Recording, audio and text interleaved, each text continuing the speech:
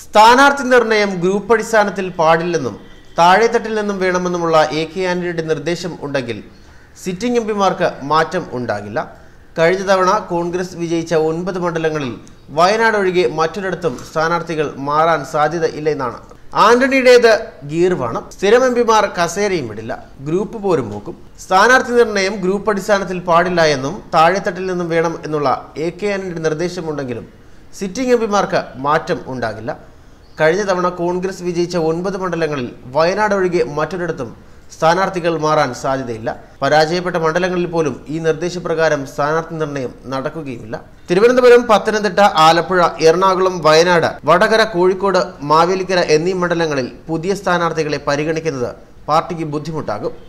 ഇതിൽ വടകര, മാവേലിക്കര മണ്ഡലങ്ങളിൽ നിന്ന് വിജയിച്ചു വന്ന മുല്ലപ്പള്ളി രാമചന്ദ്രനും കൊടിക്കുന്നിൽ സുരേഷും ഇപ്പോൾ യഥാക്രമം KPCC പ്രസിഡന്റും വർക്കിംഗ് പ്രസിഡന്റുമാണ്. അതുകൊണ്ട് തന്നെ ഇവരുടെ കാര്യത്തിൽ ഇവർ തന്നെയായിരിക്കും തീരുമാനം എടുക്കേണ്ടത്. പാർട്ടി പദവിയുള്ളത് സാധാരണ കോൺഗ്രസിൽ തെരഞ്ഞെടുപ്പിൽ മത്സരിക്കുന്നതിന് തടസ്സം ആകാറില്ല. മറിച്ച് പാർലമെന്റ് സ്ഥാനാർത്ഥിത്വത്തിന് അത് അനുകൂല ഘടകമായാണ് കണക്കാക്കിയിരിക്കുന്നത്.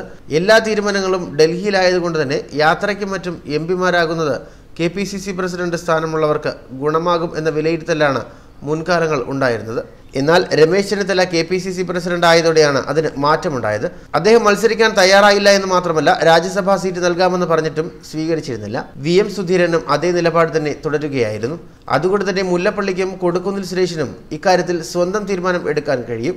മറ്റു മണ്ഡലങ്ങളിൽ നിലവിൽ വിജയിച്ചു വന്നവരെ മാറ്റിക്കൊണ്ട് മറ്റൊരാളെ പരിഗണിക്കുന്നത് കോൺഗ്രസിന് ചിന്തിക്കാനാകില്ല. അതിന് ഇപ്പോൾ പ്രശ്നമുള്ളത് വയനാട് മണ്ഡലമാണ്. കോൺഗ്രസിന് ഇത്രയേറെ സുരക്ഷിതമായ മറ്റൊരു മണ്ഡലം കേരളത്തിലില്ല.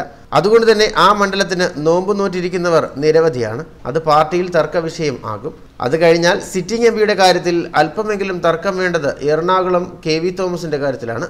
പ്രായാധിക്യമാണ് അദ്ദേഹത്തിനെതിരെ ചൂണ്ടിക്കാട്ടുന്നത്. എന്നാൽ ഹൈക്കമാൻഡിലും മറ്റുമുള്ള സ്വാധീനം മൂലം KV തോമസിന് താല്പര്യമില്ലെങ്കിൽ മാത്രമേ സീറ്റ് നിഷേധിക്കുന്ന സാഹചര്യം ഉണ്ടാവുകയുള്ളൂ. ആലപ്പുഴ, പത്തനംതിട്ട, തിരുവനന്തപുരം മണ്ഡലങ്ങളിലൊക്കെ ഇപ്പോൾ വിജയിച്ചു പോയിട്ടുള്ളവർ തന്നെയായിരിക്കും സ്ഥാനാർത്ഥികളാകുക എന്ന കാര്യത്തിലും സംശയവുമില്ല. കഴിഞ്ഞ തവണ പരാജയപ്പെട്ട ചില മണ്ഡലങ്ങളിൽ പോലും അന്ന് മത്സരിച്ചവർ തന്നെ സ്ഥാനാർത്ഥികളായാൽ അത്ഭുതപ്പെടേണ്ടതില്ല എന്നാണ് പാർട്ടി വൃത്തങ്ങളും പറയുന്നത്. താഴെത്തട്ടിൽ മണ്ഡലം തലം മുതൽ ചർച്ച ചെയ്ത് സ്ഥാനാർത്ഥി തീരുമാനിക്കുക എന്നത് കോൺഗ്രസിനെ സംബന്ധിച്ചിടത്തോളം അത്ര എളുപ്പമുള്ള കാര്യമാകില്ല എന്നാണ് പൊതുവിൽ നേതാക്കളുടെ നിലപാട്.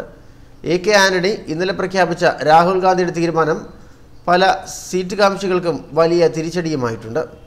എന്നാൽ ഗ്രൂപ്പ് പരിഗണനയ്ക്ക് അപ്പുറത്തുനിന്ന് സ്ഥാനാർത്ഥികളെ കണ്ടെത്തണമെന്ന ആന്റണിയുടെ നിർദ്ദേശത്തെ പല നേതാക്കളും എതിർക്കുകയും ചെയ്തിരുന്നു.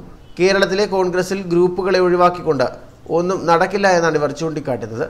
ഗ്രൂപ്പുകൾ നിർജീവമായ കാലത്തൊക്കെ കോൺഗ്രസിന് ഇവിടെ തിരിച്ചടികൾ ഉണ്ടായിട്ടുമുണ്ട്.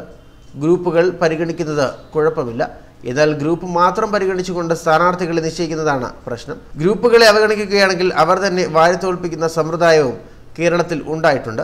അന്ത്യനിമിഷം സ്ഥാനാർത്ഥികളെ മാറ്റിക്കൊണ്ട് വൻ വിജയം നേടിയ സംഭവങ്ങളും കേരളത്തിലെ കോൺഗ്രസ് ഗ്രൂപ്പുകൾക്കുണ്ട്. അതുകൊണ്ട് തന്നെ ഇത്തരത്തിലുള്ള കടുംപിടുത്തത്തിലൂടെ സ്ഥാനാർത്ഥി നിർണയം അസാധ്യമാണെന്നാണ് ഭൂരിപക്ഷത്തിൻ്റെ നിലപാട്. ന്യൂസ് ഡെസ്ക്, മലയാളി വാർത്ത.